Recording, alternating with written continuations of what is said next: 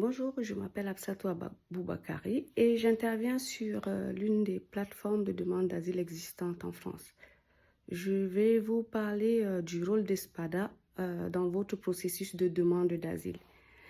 Lorsque vous entamez une procédure de demande d'asile et que vous vous orientez vers la préfecture via la convocation qui vous est remise par une SPADA pour votre demande d'asile, le guichet unique vous oriente par la suite sur une SPADA pour votre accompagnement, à condition que vous n'ayez pas eu déjà une place d'hébergement en CADA, centre d'accueil pour demandeurs d'asile, ou en UDA, hébergement d'urgence pour demandeurs d'asile. À ce moment-là, les SPADA vont vous accompagner pendant toute votre période de demande d'asile, tant que vous n'avez pas une orientation DNA, c'est-à-dire une orientation de l'OFI qui vous attribue une place d'hébergement, comme je vous l'ai dit, en CADA ou en UDA. Donc, au niveau du rôle des SPADA, les SPADA auront le rôle de vous accompagner tout au long de votre procédure de demande d'asile. Cela implique, premièrement, une domiciliation administrative, c'est-à-dire que votre courrier, vous allez devoir ou pouvoir le récupérer sur la plateforme de demande d'asile, tout votre courrier qui sera lié bien entendu à l'asile, mais également à vos ouvertures de droits sociaux. Cette SPADA vous accompagnera également tout au long de votre procédure de demande d'asile, c'est-à-dire l'explication de l'asile, la finalisation de votre dossier OFPRA et bien entendu, en cas de réponse positive, tant mieux, elle vous accompagne pendant quelques mois, techniquement 6 mois après cela, à condition qu'il n'y ait pas une autre plateforme d'accompagnement de réfugiés.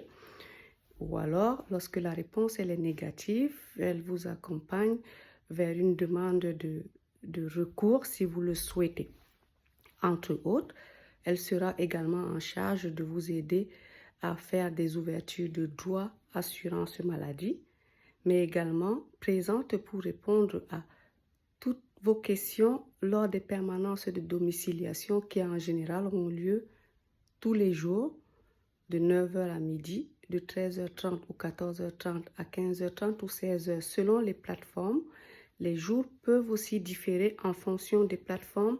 C'est pourquoi il est important de vous rapprocher des plateformes au moins une fois par semaine afin de relever votre courrier, afin de voir si vous avez des questions à poser, sachant que toute question peut être une question importante, peut pouvoir vous éclairer sur certaines situations méconnues. Les personnes qui travaillent en structure de premier accueil, que ce soit des travailleuses ou des travailleurs sociaux, que ce soit des agents administratifs, ce sont des personnes qui sont au fait de l'information en ce qui concerne l'asile au quotidien, aussi bien en contact avec les guichets uniques que l'OFPRA. Il est donc important de vous rapprocher de ces personnes-là en cas de questions.